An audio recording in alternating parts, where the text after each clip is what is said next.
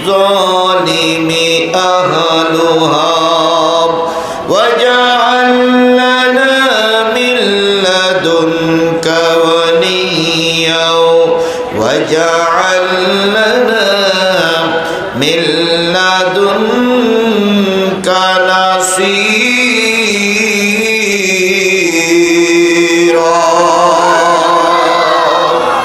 صدق الله المولانا العظيم إن الله وملائكته يصلون على النبي يا أيها الذين آمنوا صلوا عليه وسلموا تسليما اللهم صل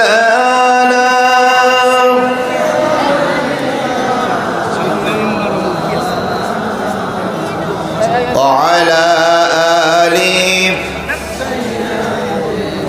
مولانا محبت الشهيد جري شري بلن اللهم صل على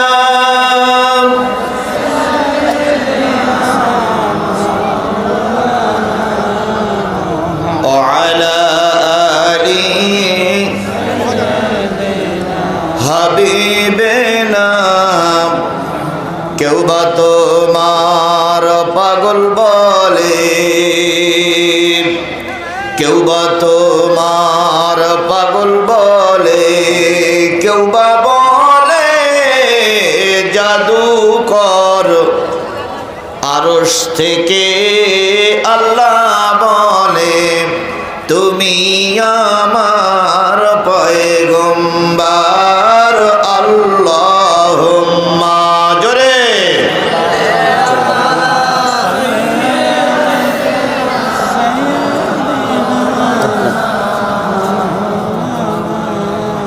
وعلى آل حبيبنا لا إله إلا الله جوره لا إله لا إله لا إله لا إله لا إله إلا الله محمد رسول সকলে জবান খুলে একসাথে এক বাক্যে বলছি সাল্লাল্লাহু আলাইহি ওয়াসাল্লাম। গর্বিত মায়ের গর্বিত সন্তান শ্রদ্ধেয় ওলামায়ে হযরত বগুড়া জেলার এক অংশ থেকে আগত দিনদার পরেজগার মুত্তাকি মুসলমান ভাই ও বন্ধুগণ, পর্দায় অবস্থানরত শ্রদ্ধাশীলা মা ও বোনেরা, সকলকে নিয়ে আবারও সালাম বিনিময় করছি। আশা করছি সালামের জবাবটা সকলের কাছ থেকে জোরে সোরে পাবো। আসসালামু আলাইকুম ওয়া রাহমাতুল্লাহি ওয়া বারাকাতুহু।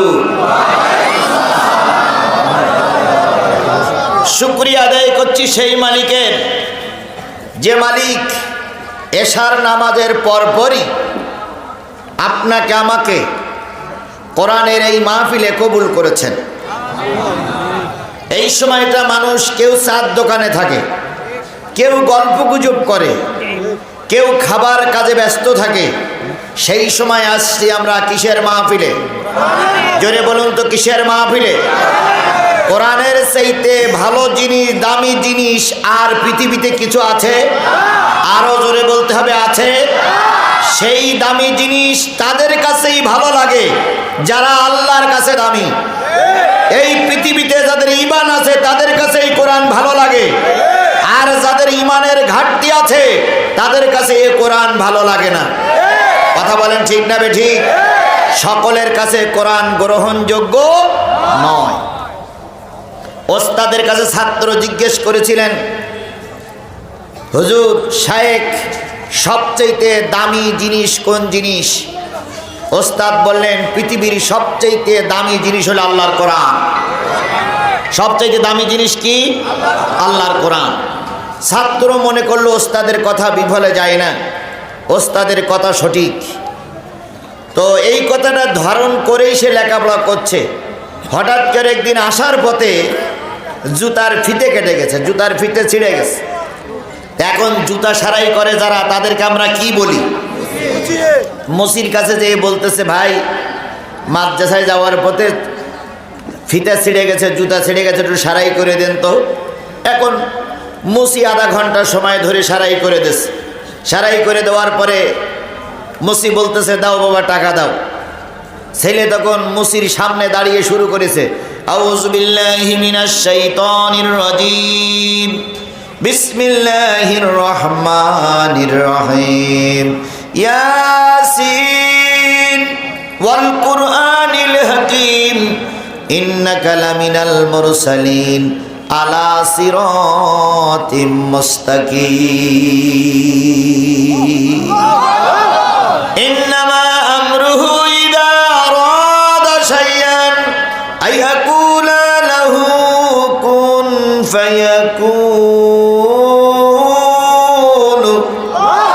ফাসুবহানাল্লাযী বিয়াদিহি মালাকুত কুল্লি শাইইন ওয়া ইলাইহি তুরজাউন।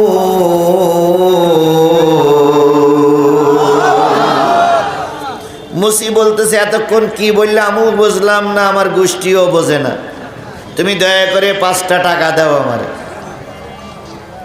ছাত্র বলতেছে, রে মুসি ভাই,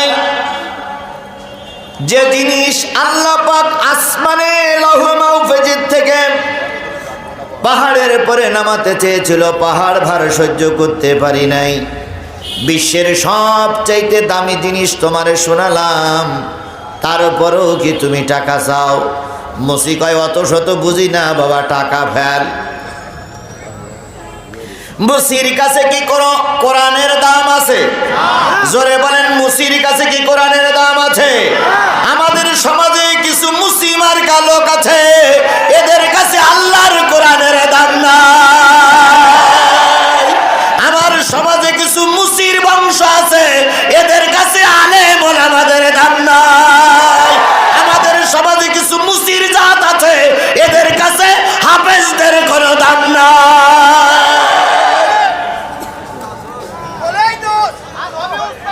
সবাই কিন্তু এই কোরআন বুঝবে না, কথা বলেন ঠিক না বেঠিক? কিছু লোক গর্ব করে বলে, অহংকার করে বলে, আমরা কি মুসলমান না? হ্যাঁ, আপনারা মুসলমান, গরু খাওয়া মুসলমান, আপনারা মুসলমান, চামড়া বাদ দেওয়া মুসলমান, আপনারা মুসলমান, ঈদের নামাজ পড়া মুসলমান, আপনারা মুসলমান, জুমার নামাজ পড়া মুসলমান। ঈদের নামাজ, জুমার নামাজ আর গরুর গোশত খাইলে মুসলমান হওয়া যায় না। মুসলমান হতে গেলে কোরআন হাদিস জানা এবং মানা লাগে। এদের কাছে কোরআন গ্রহণযোগ্য নয়, কথা বলেন ঠিক না বেঠিক? ছাত্র কোনো কায়দায় 5টা টাকা মুসির কাছে দিয়ে ক্লাসে যেয়ে বলতেছে, হুজুর যে কথা বলেছিলেন, ভালো আছেন, যে কথা বলেছিলেন সে কথা তো কাজে লাগলো না। কয় কেন? কয় আপনি বলেছিলেন সবচেয়ে দামি হলো আল্লাহর কোরআন, কিন্তু আজকে মাত্র 5 টাকার বিনিময়ে সূরা ইয়াসিন খতম করেছি, তারপরেও টাকা চাই। তাহলে আপনার কথা কিন্তু সঠিক নয়। হুজুর তখন বলতেছে, বাজান রে, আমার কথা সঠিক নয়, আল্লাহর কথা তো সঠিক। কয় কি করে বুঝবো? দামি যদি হলো তাহলে মুসি টাকা চাইল কেন? এবার ওস্তাদ বলতেছে, শোন, তোরে বুঝাতে গেলে আরো কিছুদিন সময় লাগবে। কয় বুঝান আর নাই বুঝান, বুঝিছি কোরআনের চাইতে 5 টাকার দাম বেশি। ওস্তাদ যে কথাটা বললো ছাত্রর মতের সঙ্গে কি হচ্ছে না, মিল হচ্ছে না। পরের দিন ওস্তাদ চিন্তা করলো, ছাত্র যদি এখনই ভেঙে যায়, আগামী দিন ছাত্র কোরআন মুখস্থ করতে পারবে না। এবার ওস্তাদ একটা সোনার একটা গুটি জোগাড় করলেন, সোনার একটা মেডেল জোগাড় করলেন। জোগাড় করে বললেন, বাজান রে, এই সোনার দামি মেডেলটা নিয়ে বাজারে ঘুরবা, শুধু যাচাই বাছাই করবা, কিন্তু কারোর কাছে বিক্রি করবা না।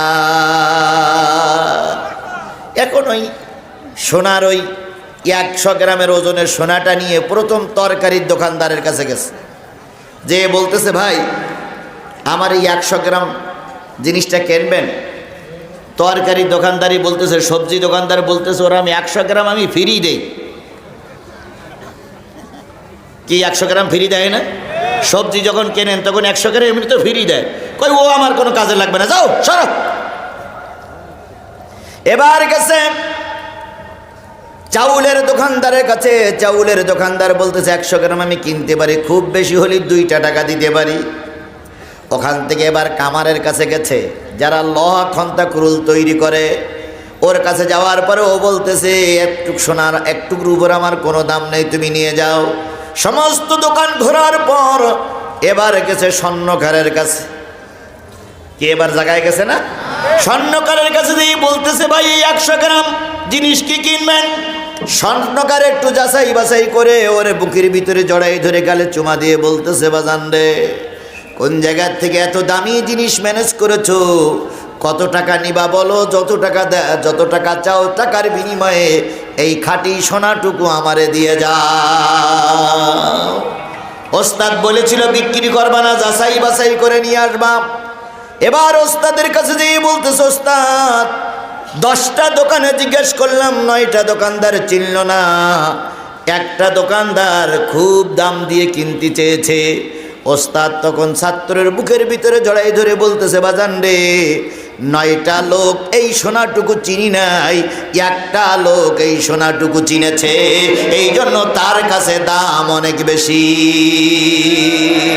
সব মুসলমানদের কাছে কোরআন নামক সোনা প্রিয় হয় না, 9 জনের কাছে অপ্রিয় হয়, একজনের কাছে প্রিয় হয়।